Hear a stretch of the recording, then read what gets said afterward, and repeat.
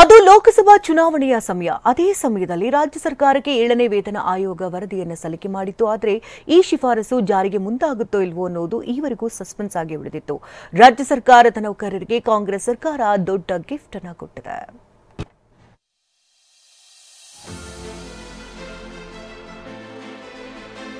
ಸುದೀರ್ಘ ಹೋರಾಟಕ್ಕೆ ಕೊನೆಗೆ ಜಯ ಸಿಕ್ಕಿದೆ.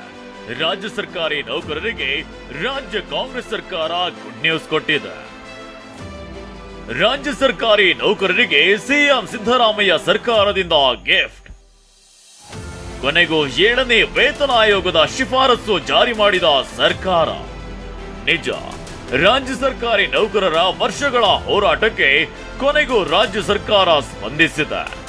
7ನೇ ವೇತನ ಆಯೋಗದ ವರದಿ ಜಾರಿಗೆ ಸಂಪುಟ ಸಭೆಯಲ್ಲಿ ತೀರ್ಮಾನಿಸಲಾಗಿದೆ. ಆಗಸ್ಟ್ 1ರಿಂದ 7ನೇ ವೇತನ ಆಯೋಗ ಜಾರಿಗೆ ಸರ್ಕಾರ ನಿರ್ಧರಿಸಿದೆ.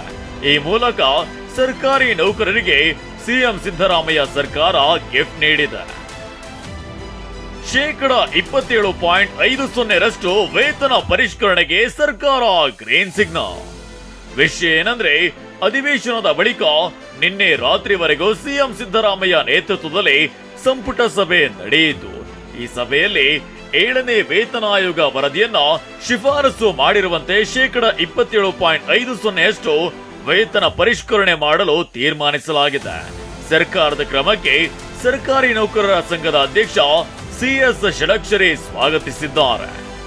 7ನೇ ವೇತನ ಆಯೋಗಕ್ಕೆ ಸಂಬಂಧಪಟ್ಟಂತೆ ಇವತ್ತು ತೆಗೆದುಕೊಂಡಿರುವಂತಹ ತೀರ್ಮಾನಕ್ಕೆ ಸನ್ಮಾನ್ಯ ಮುಖ್ಯಮಂತ್ರಿಗಳಾಗಿರುವಂತಹ ಸಿದ್ದರಾಮಯ್ಯ ಸಾಹೇಬರಿಗೆ, ಉಪಮುಖ್ಯಮಂತ್ರಿಗಳಾಗಿರುವಂತಹ ಡಿ.ಕೆ. ಶಿವಕುಮಾರ್ ಸಾಹೇಬರಿಗೆ, ಹಾಗೆಯೇ ಸಚಿವ ಸಂಪುಟದ ಎಲ್ಲ ಸಚಿವರಿಗೆ, ಹಾಗೆಯೇ ಆರ್ಥಿಕ ಇಲಾಖೆಯ ಉನ್ನತ ಮಟ್ಟದ ಅಧಿಕಾರಿಗಳಿಗೆ, ಇದರ ಜೊತೆ ಕರ್ನಾಟಕ ರಾಜ್ಯ ಸರ್ಕಾರಿ ನೌಕರ ಸಂಘ ಸಾಕಷ್ಟು ಪ್ರಯತ್ನವನ್ನ ಎಲ್ಲ ಜಿಲ್ಲಾಧ್ಯಕ್ಷರು, ತಾಲೂಕು ಅಧ್ಯಕ್ಷರು ಮತ್ತು ಸಂಘಟನೆಯ ಎಲ್ಲ ಹಿತೈಷಿಗಳು ಮತ್ತು ವೃಂದ ಸಂಘದವರು ಕೂಡ ಸಾಕಷ್ಟು ಶ್ರಮವನ್ನು ಹಾಕಿರೋದಕ್ಕೆ ಅವರೆಲ್ಲರಿಗೂ ಅಭಿನಂದನೆಗಳನ್ನು ಸಲ್ಲಿಸ್ತೇನೆ.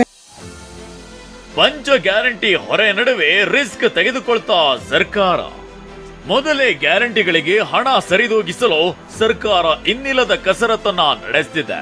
ಕಳೆದ ಸಂಪುಟ ಸಭೆಯಲ್ಲಿ ಒಂದು ಸುತ್ತಿನ ಚರ್ಚೆ ನಡೆಸಿದ ಸರ್ಕಾರ ನಿನ್ನೆ ಕೊನೆ ಹಂತದ ಸಭೆ ಮಾಡಿತು. ಹಣಕಾಸು ಇಲಾಖೆ ಅಧಿಕಾರಿಗಳ ಜೊತೆ ಆರ್ಥಿಕ ಸ್ಥಿತಿಗತಿ ಬಗ್ಗೆ ಡೀಟೇಲ್ ಆಗಿ ಚರ್ಚೆ ನಡೆಸಿದ್ರು. ಸುದೀರ್ಘ ಸಭೆ ನಂತರ ವೇತನ ಪರಿಷ್ಕರಣೆಗೆ ಸಂಪುಟ ಸಭೆ ಗ್ರೀನ್ ಸಿಗ್ನಲ್ ಕೊಟ್ಟಿದೆ.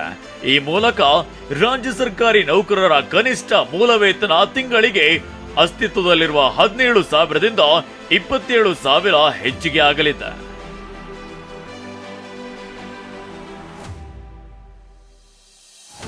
ಹಣಕಾಸಿನ ಸವಾಲು ಎದುರಿಸುತ್ತಿದ್ದ ಸಿದ್ದರಾಮಯ್ಯ ಸರ್ಕಾರ ನೌಕರರಿಗೆ ಸಿಹಿ ಸುದ್ದಿ ಕೊಟ್ಟಿದೆ. ಆದ್ರೆ 7ನೇ ವೇತನ ಪರಿಷ್ಕರಣೆ ನಂತರ ಸರ್ಕಾರ ಯಾವ ರೀತಿ ಹಣಕಾಸಿನ ಚಾಲೆಂಜ್ ಎದುರಿಸುತ್ತದೆ ಅನ್ನೋದು ಕಾದು ನೋಡಬೇಕಿದೆ. ಪ್ರಸನ್ನ ಗಾಂವ್ಕರ್ ಜೊತೆ ಈರಣ್ಣ ಬಸವ, TV9 ಬೆಂಗಳೂರು.